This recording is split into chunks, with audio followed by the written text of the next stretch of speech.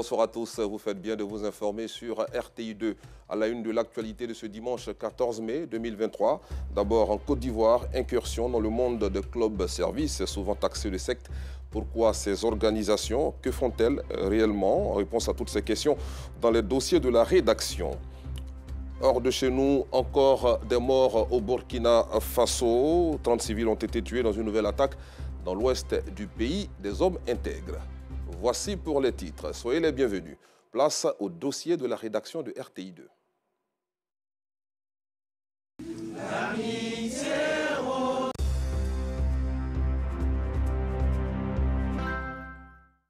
Les clubs-services comme le Rotary Club et la Jeune Chambre internationale se définissent comme des organisations non lucratives dont les membres partagent les mêmes valeurs sociales.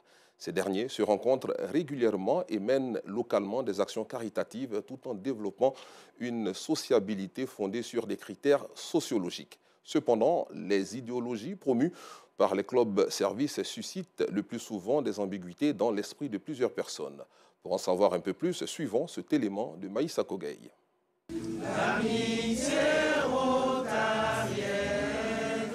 C'est une soirée pas comme les autres qui s'annonce dans la commune de Marcory. 5 nouvelles personnes font leur entrée dans le Rotary Club Abidjan Atlantis. À l'occasion de cette cérémonie d'intronisation, ils reçoivent leur attribut de membre. Chacun est placé sous la responsabilité d'un parrain. Ces derniers auront pour rôle de faciliter l'intégration de ces impétrants. Ce qui m'a poussé à intégrer le club Rotary, c'est mon engagement à aider les autres, mon envie d'apporter un peu de joie autour de moi.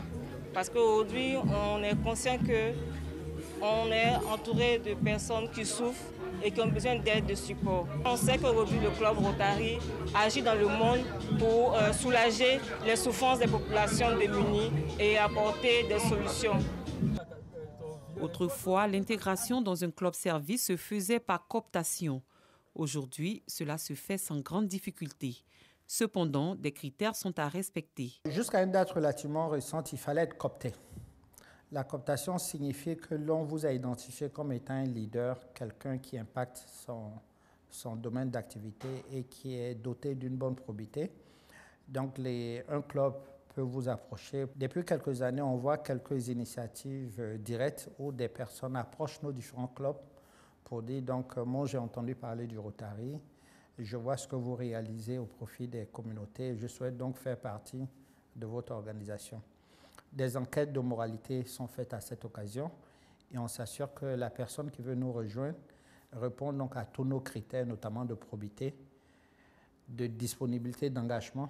Dans les rues d'Abidjan, l'évocation des clubs-services suscite méfiance et ambiguïté dans l'esprit de plus d'un. Chacun se fait son opinion de ces organisations dont l'opacité des pratiques suscite plusieurs interrogations. Club service, tout ce que je sais, c'est les hommes d'affaires. Les hommes d'affaires du pays, les hauts cadres qui se suffisent, qui sont dans ces clubs. Les clubs services, ce sont des organisations non lucratives. Je pense qu'ils font des dons un peu partout, comme dans les hôpitaux et les orphelinats. Au-delà des actions de portée sociale, les clubs-services se veulent aussi un moyen de réseautage, comme nous l'explique la première femme à siéger à la tête d'un club rotarien en Afrique de l'Ouest.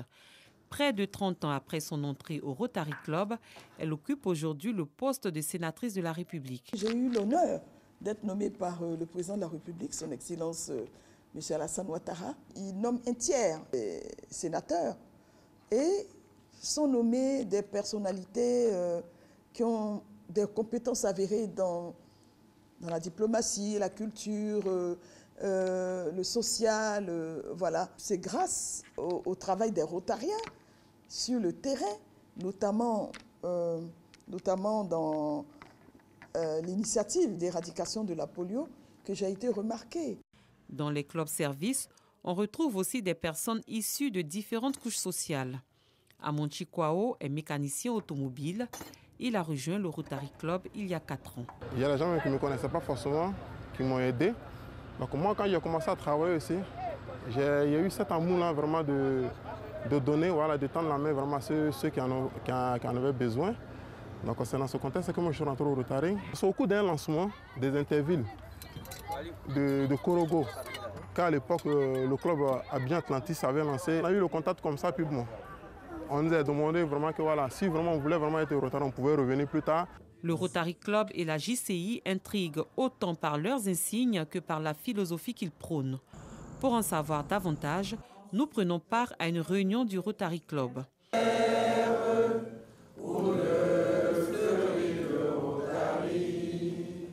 Activité qui se fait généralement une fois la nuit tombée, un choix pas fortuit. On a mis le choix pour que tout le monde finisse le travail, parce que pour être rotarien, il faut avoir une activité professionnelle, soit dans le public, soit dans le privé, soit à titre personnel, et c'est tout type d'activité. Vous pouvez être un charbonnier, vous pouvez être rotarien, vous pouvez être un menuisier, vous pouvez être un rotarien, vous pouvez être un avocat, vous pouvez être un rotarien. Donc ce n'est pas limité, c'est ouvert à toutes les professions. Pour ce qui est de la mythique chaîne, rien de mystique selon eux. Cette chaîne, c'est ni plus ni moins un collier, très exactement, et non une chaîne. C'est un collier, d'abord avec la roue du Rotary International, une roue crantée et tout particulièrement à clavette.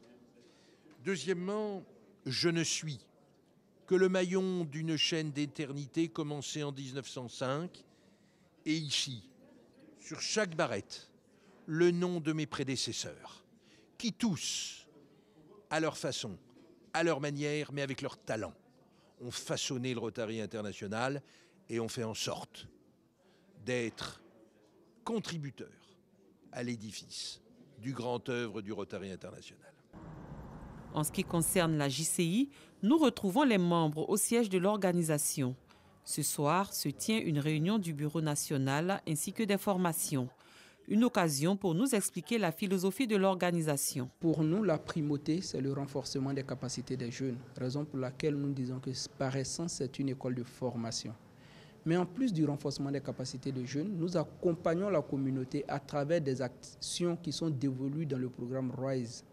Et ces actions communautaires que nous posons, c'est pour améliorer plus ou moins le vécu de la population ivoirienne. Il y a des clubs qui sont typiquement dévolus au volet formation, qui ne touchent pas l'action communautaire. D'autres sont typiquement axés sur l'action communautaire. Diverses raisons nous sont données concernant les insignes. Notre credo dit, nous croyons que la foi en Dieu donne à la vie son véritable sens. Dieu existe déjà, nous reconnaissons l'existence de Dieu. Donc il n'y a pas de pratique mystique. La chaîne, c'est juste un symbole pour différencier le président des autres membres. La chaîne n'est pas mystique parce que ici, la fonction de la présidence, elle est annuelle. Si elle était mystique, on ne va pas faire un transfert de pouvoir mystique, on allait la conserver pour l'éternité et c'est après le décès du président qu'on allait la transférer à une autre personne. C'est juste un symbole pour dire que c'est le président, pour le distinguer des autres au cours des activités. C'est au 19e siècle, à l'ère de la révolution industrielle, qu'apparaissent les premiers clubs-services. Selon Serge Lida, professeur titulaire de sociologie, les clubs-services sont bien différents des sectes. Et toute la mystification autour de ces organisations peut s'expliquer. Au moment où l'industrialisation apparaît fortement, on va observer des pans où le privé fonctionne suffisamment, c'est-à-dire le privé en tant qu'entreprise va produire un certain nombre de choses pour combler, pour participer à la vie sociale. Il y a aussi les entreprises publiques, dont l'administration et tout ça, l'État qui va produire un certain nombre de services. Mais ces deux choses ne vont pas suffire. Il y a des aspects qui ne sont pas couverts ni par le privé, ni par le public. Et c'est un champ qui est laissé vide, un champ qui est laissé aux associations, aux organisations non gouvernementales. Donc c'est dans cette brèche que vont émerger bon nombre de ce qu'on appelle les clubs-services. Le Rotary Club a fait son entrée en Côte d'Ivoire en 1956. Quant à la JCI, c'est en 1963 qu'elle a vu le jour sur le territoire ivoirien. Après plus d'une soixantaine d'années d'existence, ces deux clubs-services cumulent plus d'1 millier de philanthropes à travers le pays. À l'échelle mondiale, le nombre de personnes membres de clubs-services est estimé à plusieurs millions. Intéressons-nous à présent au calvaire vécu par les usagers du tronçon Sainte-Monique à Boboté, dans la commune de Cocody. Cette voie de dégagement devant l'église Sainte-Monique au plateau d'Ocuy et qui permet d'accéder à Boboté est dans un état de délabrement très avancé. Elle crée d'énormes désagréments aux populations et ternit l'image du sous-quartier Kanguéré qu'elle traverse. Des difficultés qui obligent les populations à plaider pour une solution définitive à cette dégradation qui n'a que trop duré. Un constat de Théodore Zouzou, Clément Boko, Gilles Tounien et Draman Koné. Partir du carrefour de l'église Sainte-Monique dans la commune de Cocody à Aboboté n'est pas chose aisée. Cette voie passant par le sous-quartier Kanguéré est non seulement non reprofilée, mais également truffée de nids de poules, de crevasses et de crues. Elle favorise la stagnation des eaux de ruissellement et des eaux usées sorties des regards. Une situation qui n'arrange guère ceux qui mènent des activités génératrices de revenus aux abords. S'il pleut, le quartier est inondé. Aucune voiture peut passer. Nous-mêmes, comme un commerçant, ça nous affecte vraiment. L'eau rentre dans nos magasins. Quand il pleut, il y a du mal à travailler. Donc quand c'est comme ça ne m'arrange pas et je perds beaucoup. Tout ici est rempli de regards. Quand il pleut, les regards s'ouvrent. Puis quand le soleil frappe fort, l'odeur là, ça dégage. Les pluies dans ce sous-quartier Kanguéré du plateau d'Ocuy ne sont pas les bienvenues. L'eau là, vraiment, ça nous fatigue. Les moustiques, des odeurs, vraiment, ça nous fatigue beaucoup. On ne souhaite même plus qu'il pleuve. Surtout la fièvre typhoïde qui fatigue à cause des moustiques et les eaux usées un peu partout dans le quartier. À plusieurs reprises, on a tenté de collaborer avec le maire de notre commune pour pouvoir avoir une solution face à ça. Mais toujours, on n'a pas eu de réponse favorable. J'ai vu le quartier depuis près de 20 ans, j'allais dire. La voie que vous voyez là, elle est vraiment impraticable depuis un certain moment. C'est vrai que par moment, les gens viennent avec des tracteurs pour venir gratter un peu. Mais jusqu'à preuve du contraire, ça n'a jamais résolu le problème. Et nous demandons à ce que vraiment l'État soit regardant et qu'on fasse quelque chose. Quand les gens prennent cette voie pour venir nous rendre visite, beaucoup sont découragés de venir nous voir. Or, c'est important de rendre visite à ses amis, à ses frères. Les riverains usent de gravats et des amas de terre pour colmater les crues afin d'éviter les stagnations et les odeurs. Mais tous ces efforts demeurent insuffisants pour mettre fin aux souffrances des automobilistes. Pourtant, ce tronçon est une véritable voie de dégagement rapide entre les communes de Cocody et d'Abobo. La route là, c'est trop gâté. Le quartier là, il y a beaucoup de clients ici. En tout cas, c'est un raccourci pour aller pharmacie d'Oki là. Il n'y a pas d'habitement sur cette voie pour aller à la maison. Quand on part une fois, deux fois, on est obligé de rentrer au garage avec notre véhicule. Que la voie, ça ne nous arrange pas. En cette période de pluie annoncée par la Sodexam, avec des précipitations très denses, les populations riveraines unanimement plaident pour une intervention. Nous sommes aujourd'hui dimanche et certains d'entre vous ont certainement fait un tour en bordure de mer dans la journée. Vous y avez sûrement aperçu des sauveteurs et bénévoles de plage qui ont pour mission d'assister les visiteurs de ces lieux de loisirs très prisés. Ce matin, ils étaient encore présents sur leur site de travail à Port-Boué, Petit-Bassam, pour prodiguer des conseils aux visiteurs et les secourir en cas d'urgence. Vous le verrez dans ce reportage de Justin Kouassi, cette initiative est beaucoup appréciée par les bénéficiaires. C'est le dimanche et comme tous les week-ends, la plage de Petit-Bassam dans la commune de Port-Boué est prise d'assaut par les visiteurs. Tous peuvent se baigner en toute quiétude, indique ce drapeau jaune planté au bord de la plage. Mais avant, ces visiteurs bénéficient de quelques conseils d'usage de l'équipe de sauvetage.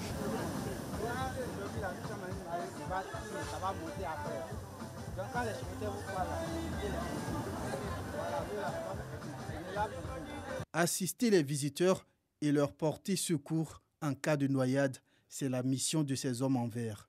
Mais cette mission n'est pas du tout aisée à réaliser pour ces volontaires quand les moyens font défaut. Nous avons d'abord 150 éléments qui sont postés sur tout le long des plages de la commune de Port-Boué, précisément les 9 km de plage, de Vridiako jusqu'à Anani. Les moyens que nous disposions, la majorité, c'est les bouées de sauvetage. Voilà. Et deuxièmement, nous avons aussi un véhicule avec 3 motos qui nous permet de faire la ronde pour pouvoir visiter les différents postes et puis renforcer nos éléments en cas de besoin. Nous avons jusqu'à 18 postes. Or, 18 postes pour un véhicule, vraiment, c'est très peu. La présence des sauveteurs sur cette plage, une vraie assurance pour les nageurs. Nous sommes venus nager, prendre un peu de plaisir, quoi, vu qu'on a la mer auprès de nous. Donc ça nous fait vraiment du bien, quoi. Les sauveteurs, les hommes qui sont en verbe, ils sont très importants pour nous. Parce que parmi nous, il y a plein de personnes qui ne savent pas nager. Lorsqu'ils sont là, ils assurent au moins la sécurité et peuvent nous sauver en cas de danger, quoi. Je n'ai pas peur, je sais que je suis vraiment surveillée par les sauveteurs. Chaque dimanche qu'on vient nager, ils sont là pour veiller si nous.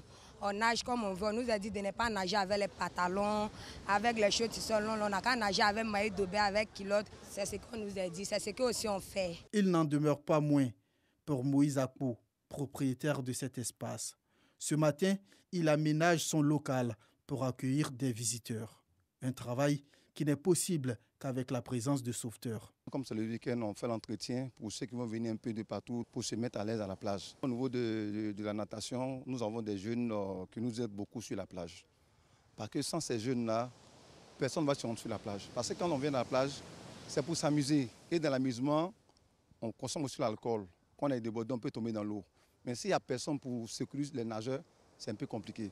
Un peu plus loin, une scène de noyade attire notre attention. Alertés, les sauveteurs vont au secours. Nous venons de faire une intervention dans l'eau parce que la mer avait pris une personne qui était en danger. Donc notre rôle, c'était pour intervenir en tant que la sécurité de plage, comme un sauveteur de plage. Donc c'est le devoir qui nous a amenés à intervenir. Nous avons notre travail. Sauver la vie humaine, ce n'est pas facile. C'est beaucoup de risques. Ce que nous pourrons demander encore, si on peut être rémunéré à chaque fois pour que chacun de nous puisse gagner quelque chose chaque fin du mois. Si les sauveteurs nourrissent la volonté d'assister les visiteurs sur les plages d'Abidjan, force est de constater que le manque d'équipement de sauvetage met à mal leur activité. Ils ont donc besoin de soutien afin d'être plus efficaces dans leur mission.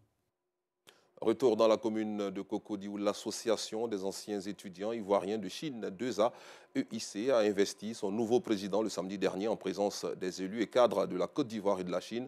Sa nouvelle mission sera de faciliter la collaboration entre les deux pays en vue de faciliter bien sûr l'insertion socio-professionnelle des étudiants. Élément signé Clément Boko.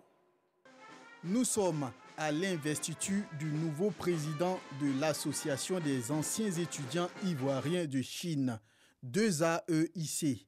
Fidel Atse, le président investi, aura pour mission de réunir les membres de l'association et de renforcer la collaboration entre la Chine et la Côte d'Ivoire à travers la mise en œuvre des projets afin de faciliter l'insertion socio-professionnelle des étudiants. Nous sommes remplis de joie pour cette cérémonie et puis préparés pour affronter tous les challenges qui vont se présenter à nous. L'un de notre pan, c'est de travailler pour l'insertion de ces personnes qui viennent, qui n'ont pas, je vais dire, l'opportunité d'avoir un emploi directement.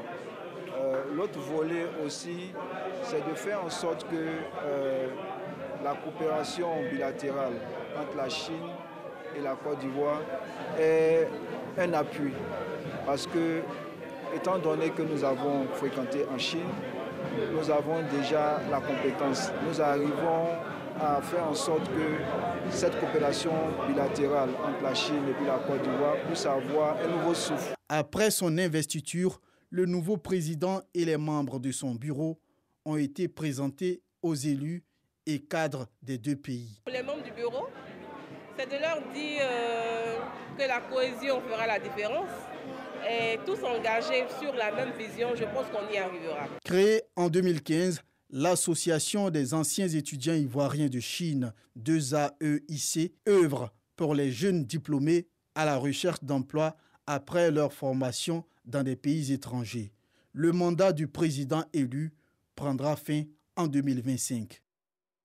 Parlons religion dans cette édition. L'église Ariste, située dans la commune de Port-Bouët, au quartier Petit-Bassam, a procédé ce matin à l'investiture de sa nouvelle présidente des jeunes. Un nouveau challenge pour la présidente qui attend compter sur le soutien des siens pour relever le défi. Quant aux fidèles, ils n'ont pas manqué d'exprimer leur satisfaction face à cette initiative.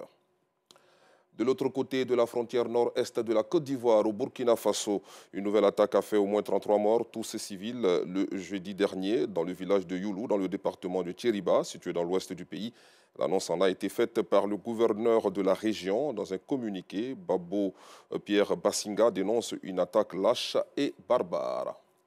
Hors du continent, la Turquie retient son souffle. Le pays est dans l'attente des résultats du double scrutin de ce dimanche, la présidentielle et les législatives, avec comme enjeu principal la reconduction de Recep Tayyip Erdogan à la tête de l'État ou le choix de l'alternance avec Kemal Kılıçdaroğlu.